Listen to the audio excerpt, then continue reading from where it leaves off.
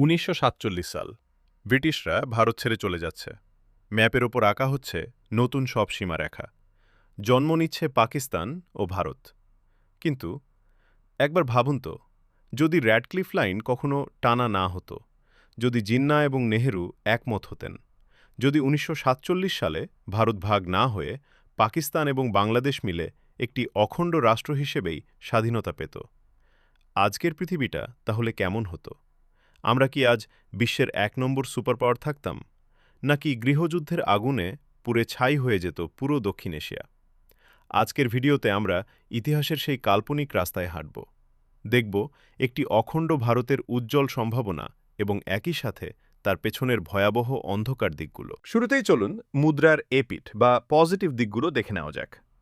যদি ভারত, পাকিস্তান এবং বাংলাদেশ আজ এক দেশ হতো, তবে সেটি হতো এক কথায় অপ্রতিরোধ্য। প্রথমেই আসে ভূ-রাজনীতি বা জিওপলিটিক্স। আজকের অখণ্ড ভারতের জনসংখ্যা হতো প্রায় ১৮০ কোটির বেশি। এটি হতো বিশ্বের সবচেয়ে জনবহুল এবং বড় বাজার। আমেরিকা বা চীন কাউকেই এই বিশাল শক্তিকে উপেক্ষা করার সাহস পেত না। জাতিসংঘের নিরাপত্তা পরিষদে স্থায়ী সদস্যপদ, সেটা তো অনেক আগেই আমাদের পকেটে থাকত। দ্বিতীয়ত, অর্থনীতি।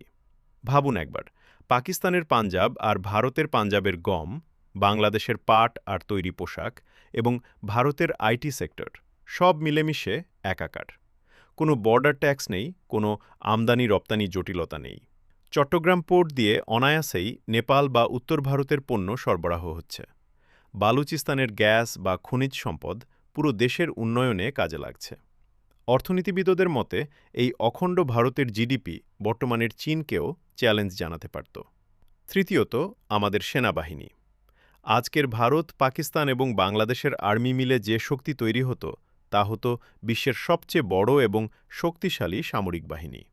সবচেয়ে বড় কথা, কাশ্মীর নিয়ে কোনো যুদ্ধ থাকত না।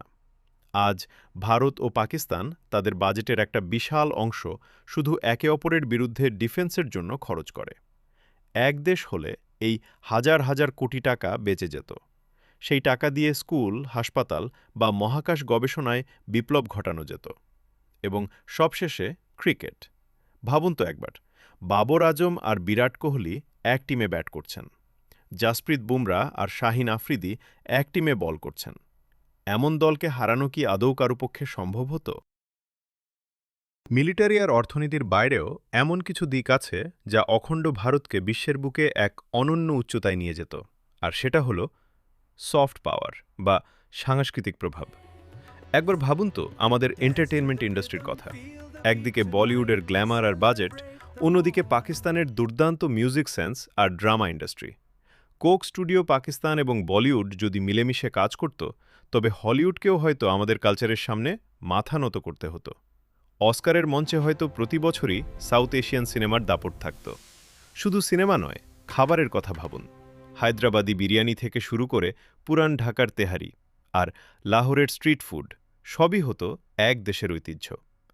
ট্যুরিজমের ক্ষেত্রে কাশ্মীর থেকে সুন্দরবন, গোয়া থেকে সুয়াদ ভ্যালি, এক ভিসাতেই পুরো দক্ষিণ এশিয়া ঘোরার সুযোগ থাকত।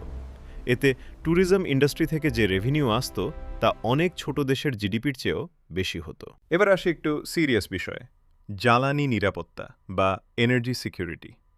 বর্তমানে ভারত ও বাংলাদেশের উন্নয়নের বড় বাধা হল জ্বালানি সংকট। অথচ অখণ্ড ভারত থাকলে এই সমস্যাটি হয়তো থাকত না। কেন জানেন? কারণ ইরান এবং মধ্য এশিয়া থেকে গ্যাসের পাইপলাইন পাকিস্তানের উপর দিয়ে অনায়াসেই ভারত ও বাংলাদেশে আসতে পারত।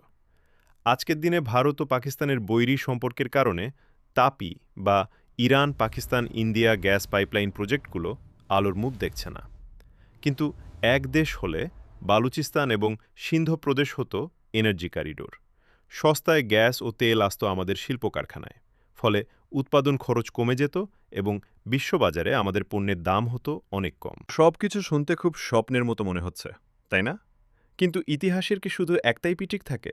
না। এবার চলুন মুদ্রার ওপিঠ বা নেতিবাচক দিকগুলো নিয়ে আলোচনা করি। অনেকেই মনে করেন দেশভাগ না হলে আমরা হয়তো স্বর্গে থাকতাম। কিন্তু বাস্তবতা হলো অখণ্ড ভারত হয়তো এক ভয়ঙ্কর দুঃস্বপ্নে পরিণত হতো। সবচেয়ে বড় ভয় ছিল ডেমোগ্রাফি এবং ক্ষমতার ভারসাম্য। অখণ্ড ভারতে হিন্দু এবং মুসলিম এই দুই প্রধান সম্প্রদায়ের মধ্যে ক্ষমতার লড়াই হতো নিত্যদিনের ঘটনা। ১৯৪৬ সালের নির্বাচন এবং তার পরবর্তী দাঙ্গাগুলো প্রমাণ করেছিল যে অবিশ্বাস কতটা গভীরে ছিল। যদি এক দেশ থাকত, তবে হয়তো মুসলিমদের জন্য আলাদা ইলেকটোরাল ভোট বা পৃথক নির্বাচন ব্যবস্থা বাতিল করে দেওয়া হতো। এর ফলে মুসলিম প্রধান এলাকাগুলোতেও মুসলিম প্রতিনিধি নির্বাচিত হয়ে আসার সুযোগ কমে যেত। কেন্দ্রীয় সরকারে মুসলিমদের প্রতিনিধিত্ব কমে যাওয়ার একটা বড় আশঙ্কা ছিল। বিশেষ করে সরকারি চাকরি এবং সেনাবাহিনীতে এর প্রভাব পড়ত ভয়াবহভাবে।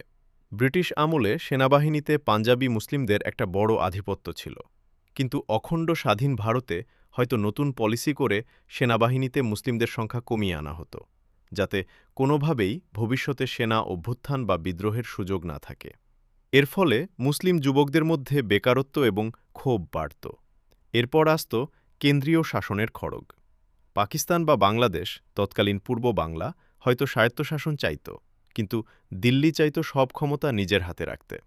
মুসলিম অধ্যুষিত প্রদেশগুলোতে হয়তো প্রায়ই কেন্দ্রীয় আইন বা প্রেসিডেন্সিয়াল রুল জারি করা হতো। এতে করে সেই প্রদেশগুলোর মানুষের মনে এই ধারণা বদ্ধমূল হতো যে তারা স্বাধীন দেশেও পরাধীন। আর শুধু ধর্ম নয়, বড় সমস্যা হতো ভাষা। পশ্চিম পাকিস্তানের শাসকরা যেমন উর্দুকে চাপিয়ে দিতে চেয়েছিল, তেমনি অখণ্ড ভারতেও হয়তো হিন্দিকে একমাত্র রাষ্ট্রভাষা করার চেষ্টা করা হতো। এর ফলে শুধু বাংলা নয়, তামিলনাড়ু, কেরালা বা অন্ধ্রপ্রদেশের মতো দক্ষিণ ভারতের রাজ্যগুলোতেও আগুন জ্বলে উঠত। ভাষার প্রশ্নে পুরো দেশ হয়তো একাধিক টুকরোয় ভাগ হয়ে যাওয়ার উপক্রম হতো। সবশেষে গৃহযুদ্ধের আশঙ্কা। ধর্মীয় সহিংসতা হয়তো নিয়মিত ঘটনা হয়ে দাঁড়াত। বাবরি মসজিদ বা এই ধরনের ইস্যুগুলো হয়তো অনেক আগেই বড় দাঙ্গার সৃষ্টি করত। লেবানন বা যুগোস্লাভিয়ার মতো গৃহযুদ্ধ লেগে যাওয়ার সম্ভাবনা প্রবল ছিল। যে সেনাবাহিনী সীমান্তে শত্রুর মোকাবেলা করার কথা, তাদের হয়তো ব্যস্ত থাকতে হতো দেশের ভেতরের দাঙ্গা দমনেই। পরিশেষে ইতিহাস তো ইতিহাসই। যদি বা কিন্তু দিয়ে ইতিহাস বদলানো যায় না।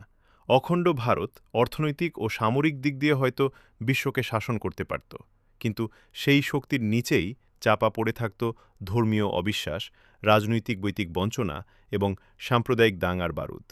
হয়তো দেশভাগ আমাদের ভৌগোলিকভাবে দুর্বল করেছে, কিন্তু হয়তো এটিই ছিল অনিবার্য। কারণ জোর করে জোড়া লাগানো সম্পর্ক যেমন টেকে না, তেমনি জোর করে ধরে রাখা মানচিত্র হয়তো শেষ পর্যন্ত টিমত না। আপনার কি মনে হয়, ১৯৪৭ সালে দেশভাগ হওয়াটা কি সঠিক ছিল নাকি ভুল? আমরা কি সত্যিই একটি সুপার পাওয়ার হওয়ার সুযোগ হারিয়েছি, নাকি একটি নিশ্চিত গৃহযুদ্ধ থেকে বেঁচে গেছি? কমেন্ট করে জানান আপনার মতামত। আমার কন্টেন্টটি আপনাদের কাছে কেমন লাগলো? আপনারা কমেন্ট করে আপনাদের মতামত জানাতে পারেন। কমেন্টটা পজিটিভ হতে পারে, নেগেটিভ হতে পারে। আমি আশা করি আপনারা যথেষ্ট সমালোচনা করবেন। আর যদি কন্টেন্টটি আপনাদের ভালো লেগে থাকে, তাহলে সবার প্রতি অনুরোধ থাকবে আমার চ্যানেলটি সাবস্ক্রাইব করে আমার পাশে থাকার জন্য। ধন্যবাদ সবাইকে। পরের পর্বে সবার সাথে দেখা হবে। বিদায়।